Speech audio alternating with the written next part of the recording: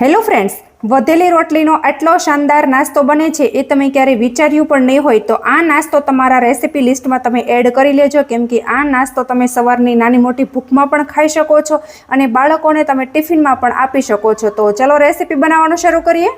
તો વધેલી રોટલીનો એકદમ શાનદાર અને યુનિક નાસ્તો બનાવવા માટે મેં બપોરની વધેલી રોટલી લીધેલી છે. તો ગમે એવો પ્રયત્ન કરીએ પણ બપોરે રોટલી બચી જતી હોય છે તો એ રોટલી આપણે ફેંકી દેતા હોઈએ છીએ, પણ ના, આમાંથી તમે એકદમ શાનદાર અને યુનિક નાસ્તો બનાવી અને તૈયાર કરી શકો છો.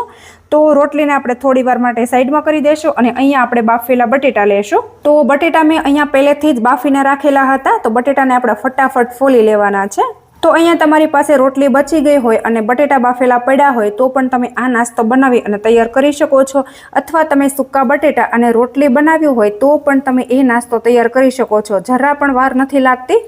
તો બપોર પછીનો જે ટાઈમ થાય ત્યારે બાળકોને ખૂબ જ ભૂખ લાગતી હોય છે અને ડબ્બા ખોલીને બેસી જાય અને બિસ્કિટ, વેફર, પડીકા એ લોકો ખાતા હોય છે. તો તમે આટલો હેલ્ધી અને ટેસ્ટી બટેટાનો અને વધેલી રોટલીનો નાસ્તો બનાવી શકો છો મિત્રો. જો આ રીતે બટેટા એકદમ સરસ એવા બાફી લેવાના છે. તો અહીંયા બટેટા એકદમ સરસ મજાના ફોલાઈ જાય ત્યાર પછી આ રીતે આપણે કાંટા ચમચી લેશું અને ચમચીની મદદથી આ રીતે આપણે મેશ કરી લેવાના છે. તો બટેટાની અંદર ગાંઠો ન રહે એનું ખાસ ધ્યાન રાખીશું. જો તો બટેટા છે એને આપણે થોડા વધારે બાફીશું એટલે એક પણ ગાંઠો નહીં રહે અને એકદમ સ્મૂથ માવો બનીને તૈયાર થશે મિત્રો. જો આ રીતે આપણે બટેટાને મેશ કરી લઈશું. તો બસ આ રીતે બટેટા એકદમ સરસ મજાના મેશ થઈ જાય તો આને આપણે સાઈડમાં કરી દેશું અને હવે આપણે જઈશું ગેસ તરફ. તો હવે જુઓ મિત્રો, તમે અહીંયા જોઈ શકો છો કે ગેસ ઉપર મેં કઢાઈ રાખી દીધી છે અને એની અંદર આપણે માપ મુજબ એટલે કે 2 પાવડા જેટલું તેલ નાખી દઈશું. અને હવે ત્યાર પછી તેલ ગરમ થાય એટલે 1 ટીસ્પૂન આપણે તેલમાં રાઈ નાખી દઈશું. અને જો રાઈ ફૂટી છે એટલે 1 ટીસ્પૂન ભરીને આપણે આખું જીરું નાખી દઈશું. અને હવે ત્યાર પછી અહીંયા વેજીટેબલમાં મેં ગાજર, મરચાં અને ડુંગળી લીધેલી છે તો બધું એક સાથે આપણે ઉમેરી દઈશું. આ બધી વસ્તુને આપણે એકદમ સરસ રીતે હલાવી અને સોતે કરી લઈશું. ડુંગળી આપણી બ્રાઉન કલરની થાય ત્યાં સુધી આપણે આને કૂક કરીશું. જો ગાજર છે એ પણ એકદમ સરસ મજાનું પોચું પડી જવું જોઈએ મિત્રો.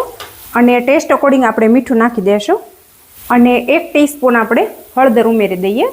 અને લીલા મરચાં એડ કરેલા છે એટલે મરચું આપણે ધ્યાન રાખીને ઉમેરીશું. હલાવી અને એકદમ પ્રોપર આને આપણે મિક્સ કરશું.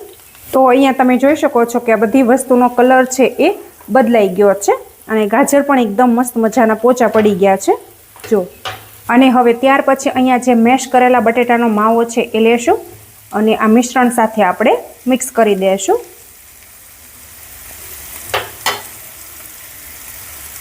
અને થોડો અહીંયા આપણે ગરમ મસાલો ઉમેરી દઈશું એટલે એકદમ ટેસ્ટ મસ્ત મજાનો આવે. તો 1 ટીસ્પૂન જેટલો અત્યારે હું એડ કરું છું. મિક્સ કરી દઈશું. ગેસની ફ્લેમ આપણે મીડિયમ કરી દઈશું. 1 ટીસ્પૂન ભરીને આપણે ખાંડ ઉમેરી દઈશું અને સાથે જ અહીંયા આપણે થોડો લીંબુનો રસ ઉમેરી દઈશું. હવે આ બધી વસ્તુને આપણે ફરી વખત પ્રોપર મિક્સ કરી દઈશું એટલે સરસ મજાનું મિક્સ થઈ જશે ને એટલે ટેસ્ટી બની જશે. તો મિત્રો, આ નાસ્તો તમે ક્યારેય ટ્રાય ન કર્યો હોય તો એક વખત તમે ચોક્કસથી ટ્રાય કરી જોજો. બાળકોને તમે લંચમાં પણ આપી શકો છો અને તમારી બપોરની રોટલી વધી ગઈ હોય ને તો પણ એકદમ યુઝ થઈ જશે. જો કેટલું મસ્ત મજાનો બટેટાનો માવો બની અને તૈયાર થઈ ગયો છે.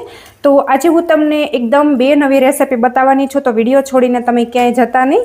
જો તમે આખો વિડીયો જોશો તો જ તમને ખ્યાલ આવશે કે આજે આપણે કયા 2 નાસ્તા બનાવેલા છે.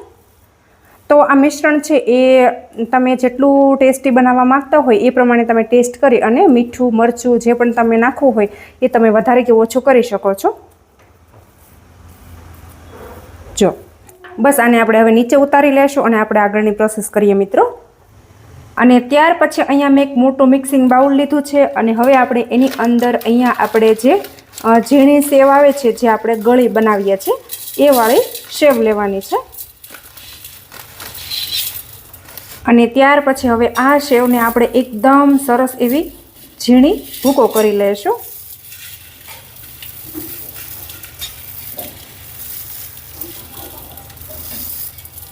જો એકદમ મસ્ત મજાનો. તો તમને કદાચ એવું થતું હશે કે આ રેસિપીમાં સેવનું શું કામ છે, પણ તમે વિડીયો પ્રોપર અને પૂરેપૂરો જોશો એટલે તમને ખ્યાલ આવી જશે કે આ સેવનો આપણે શું ઉપયોગ કરેલો છે. જો એકદમ મસ્ત મજાના કટકા થઈ ગયા છે. આ રીતે એકદમ નાના કટકા આપણે કરવાના છે. જો અને હવે ત્યાર પછી અહીંયા આપણે વધેલી જે રોટલી હતી એ લેવાની છે અને એને આ રીતે આપણે કટ કરી દેશું. જો બંને રોટલીને આપણે એક સરખી કટ કરીશું અને સાઈડનો ભાગ છે એને આપણે હટાવી દેશું. જો અને હવે ત્યાર પછી લેવાનો છે આપણે બટેટાનો માવો અને રોટલી ઉપર આ રીતે આપણે રાખી દેશું. તો અહીંયા મને એવું લાગે છે લગભગ આપણે એક કટકામાંથી 2 રોલ થઈ જશે. અને ત્યાર પછી આ રીતે જો આપણે આ રીતે વાળી દેશું. જો અને હવે જે આ વધારાનો કટકો છે એને આપણે કટ કરી લેશું.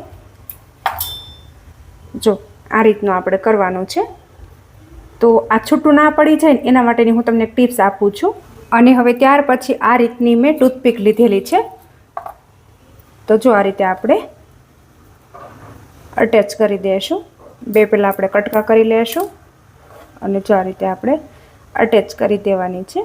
જો એટલે આ સહેજ પણ વિખાશે નહીં. જો જોઈ શકો છો તમે. તો હવે સેમ એ જ રીતે આપણે આ રોલ પણ ભરી દેશું. અને હવે ત્યાર પછી અહીંયા આપણે જે સેવને આ રીતે ભૂકો કરીને રાખેલી હતી એ લેશું અને આ રીતે જો આ જે છેડાનો ભાગ છે ને ત્યાં આ રીતે આપણે ખૂબ જ જાજી લગાવી દેવાની છે, જેથી કરીને આ જે બટેટાનો માવો છે ને એ અહીંથી બહાર ના નીકળી જાય. તો આ રીતે આપણે બંને બાજુ લગાવી દઈશું. એકદમ આપણે દબાવીને લગાવીશું. તો હા, તમને કદાચ એવું લાગતું હશે કે આ રોટલીમાંથી તો માત્ર 2 જ રોલ બનેલા છે, તો બાકીના માવાનું શું કરવાનું છે? તો એનો પણ હું તમને એક જબરજસ્ત આઈડિયા આપું છું. તો પહેલાંને આપણે લગાવી દઈશું અને સાઈડમાં કરી દઈએ અને પછી આપણે એને લઈ લઈએ. જો આ રીતે આને આપણે સાઈડમાં કરી દઈશું. અને હવે જુઓ, ત્યાર પછી અહીંયા મેં ફરી વખત થોડો માવો આ રીતે હાથમાં લીધો છે અને આ રીતે આપણે એક હથેળીથી આ રીતે પ્રેસ કરીશું. જો અને મસ્ત મજાનો આ રીતે આપણે પહેલાં શેપ આપી દઈશું. જો તો થોડુંક પતલું કરીશું એટલે તળાવવામાં એકદમ સરળતા રહેશે અને સરસ મજાનું તળાઈ પણ જશે. તો આ રીતના આપણે પ્રોપર શેપ આપવાનો છે. જો જોઈ શકો છો તમે. અને હવે ત્યાર પછી જો આ રીતે આપણે સેવ લેશું અને સેવમાં આ રીતે જો કોટિંગ કરી દેવાનું છે. જો આ રીતે થોડું વધારે જ આપણે કોટ કરીશું. એકદમ દબાવીને આપણે સેવ લગાવીશું. જો હવે આ રીતે આપણે બધો નાસ્તો બનાવી અને તૈયાર કરી લેશું. અને હા, તમારે આ રીતે જો રોલ ન કરવા હોય ને તો તમે બટેટાની ટિક્કી પણ કરી શકો છો. તમને જે યોગ્ય લાગે એ તમે કરી શકો છો. તો બસ આવી રીતે આપણે બધા રોલ બનાવી અને તૈયાર કરી લેશું. તો જુઓ મિત્રો, અહીંયા તમે જોઈ શકો છો કે મેં એકદમ મસ્ત મજાનો નાસ્તો બનાવી અને તૈયાર કરી લીધો છે.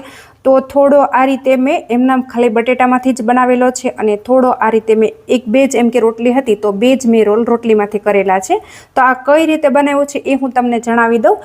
તો સૌથી પહેલાં મેં બટેટાનો રોલ બનાવ્યો. બટેટાનો જે માવો હતો એનો રોલ બનાવવાનો છે. ત્યાર પછી જે કોરી સેવ હતી એમાં કોટ કર્યો. ત્યાર પછી મેં ચોખાના લોટની સ્લરીમાં કોટ કરી અને બીજી વખત મેં કોરી સેવની અંદર કોટ કરેલો છે.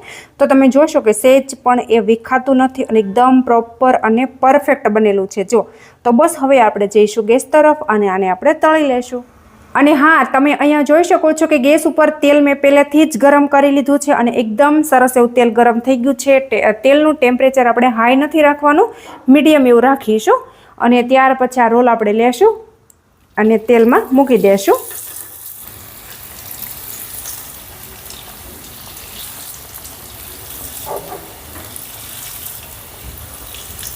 અને હા, થોડીવાર આપણે એને સેટ થવા દેશું અને પછી આપણે આને તળી લેશું. તો અહીંયા જો આ થોડા રોલ છે એ ફટાફટ તળાઈ ગયા હતા એટલે મેં એને બહાર કાઢી લીધા છે. અને આ જે 2 રોટલીના રોલ છે એ હજુ કાચા છે. તો થોડી વાર એને આપણે તળાવવા દેશું. એટલે કે જો આ રીતે થોડાક બ્રાઉન કલરના થાય ને ત્યાં સુધી આપણે તળાવવા દેશું એટલે એકદમ સરસ એવા ક્રિસ્પી થઈ જાય. તો અહીંયા તમે જોઈ શકો છો કે રોટલીના જે રોલ હતા એ મસ્ત મજાના તળાઈ ગયા છે. આ રીતે જોઈ શકો છો તમે એકદમ સરસ મજાના બ્રાઉન કલરના થઈ ગયા છે. તો બસ આપણે બહાર કાઢી લેશું અને જે બીજા રોલ છે એને પણ આપણે આ જ રીતે તળી લેશું. તો જુઓ મિત્રો, એકદમ મસ્ત મજાનો ફર્સ્ટ ક્લાસ બાળકોને લંચમાં પણ આપી શકો છો અને સવાર સાંજની નાની મોટી ભૂખમાં પણ તમે આ નાસ્તો ખાઈ શકો છો. એટલો બધો ટેસ્ટી એવો બનીને તૈયાર થયો છે. જો તો આ રેસીપી તમને કેવી લાગી છે એ કોમેન્ટમાં તમારો ફીડબેક જરૂરથી આપી દેજો, અને તમે મારો વિડીયો ક્યાંથી જુઓ છો એ પણ કોમેન્ટમાં લખવાનું બિલકુલ નહીં ભૂલતા. અને હજુ સુધી તમે મારી ચેનલ ઉપર નવા હોય તો ચેનલને સબસ્ક્રાઈબ કરી લેજો. Thank you.